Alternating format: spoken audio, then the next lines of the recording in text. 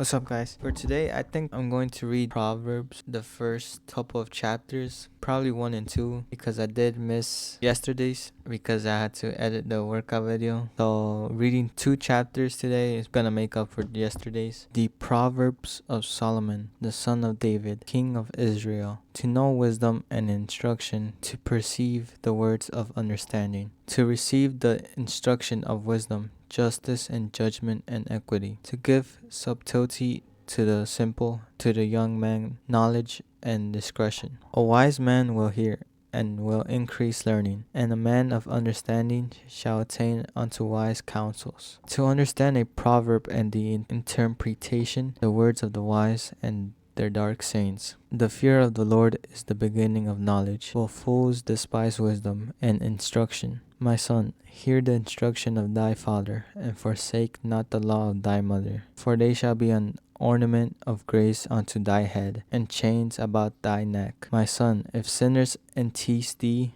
consent thou not. If they say, Come with us, let us lay wait for blood, let us lurk privily for the innocent without cause. Let us swallow them up alive as the grave, and whole as those that go down unto the pit. We shall find all precious substance, we shall fill our houses with spoil. Cast in thy lot among us.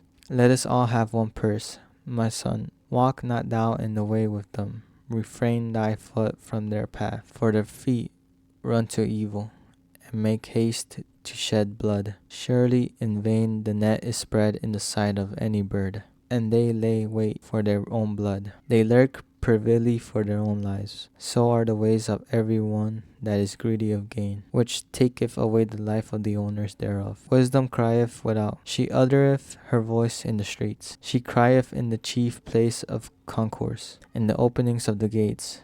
In the city she uttereth her words, saying, How long, ye simple ones, will ye love simplicity? And the scorners delight in their scorning, and fools hate knowledge. Turn you at my reproof. Behold, I will pour out my spirit unto you. I will make known my words unto you. Because I have called, and ye refused. I have stretched out my hand, and no man regarded. But ye have set at naught all my counsel, and with none of my reproof. I also will laugh at your calamity. I will mock when your fear cometh. When your fear cometh as desolation, and your destruction cometh as whirlwind, when distress and anguish cometh upon you. Then shall they call upon me, but I will not answer. They shall seek me early, but they shall not find me. For that they hated knowledge, and did not choose the fear of the Lord. They would none of my counsel, they despised all my reproof. Therefore shall they eat of the fruit of their own way, and be filled with their own devices. For the turning away of the simple shall slay them, and the prosperity of fools shall destroy them. But whoso hearkeneth unto me shall dwell safely, and shall be quiet from fear of evil. What I'm thinking is pretty much saying is to not follow people that can't receive instruction.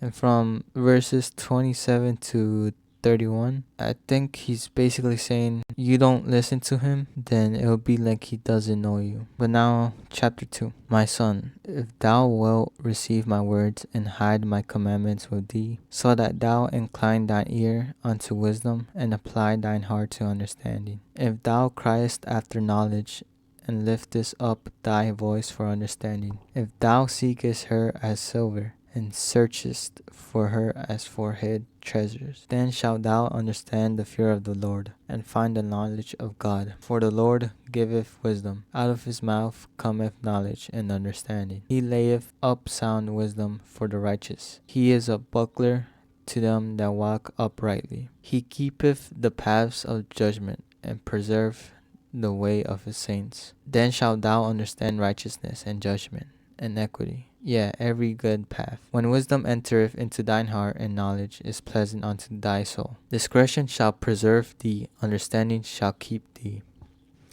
To deliver thee from the way of the evil man, from the man that speaketh forward things, who leave the paths of uprightness, to walk in the ways of darkness, who rejoice to do evil, and delight in the forwardness of the wicked, whose ways are cooked, and they forward in their paths, to deliver thee from the strange woman, even from the stranger which flattereth with her words, which forsaketh the guide of her youth, and forgetteth the covenant of her God. For her house inclineth unto death, and her paths unto the dead. None that go unto her return again, neither take their hold of the paths of life, that thou mayest walk in the way of good men, and keep the paths of the righteous. For the upright shall dwell in the land, and the perfect shall remain in it. But the wicked shall be cut off from the earth, and the transgressors shall be rooted out of it.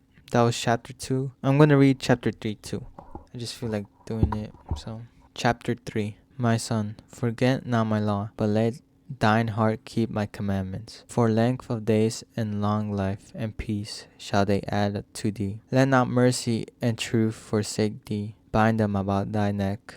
Write them upon the table of thine heart. So shalt thou find favor and good understanding in the sight of God and man. Trust in the Lord with all thine heart, and lean not unto thine own understanding. In all thy ways acknowledge him, and he shall direct thy paths. Be not wise in thine own eyes. Fear the Lord, and depart from evil. It shall be health to thy navel, and marrow to thy bones. Honor the Lord with thy substance, and with the first fruits of all thine increase. So shall thy barns be filled with plenty, and thy presses shall burst out of with new wine. My son, despise not the chastening of the Lord, neither be weary of his correction. For whom the Lord loveth his corrective, even as a father, the son is whom he delighteth. Happy is the man that findeth wisdom, and the man that getteth understanding. For the merchandise of it is better than the merchandise of silver, and the gain thereof than fine gold. She is more precious than rubies,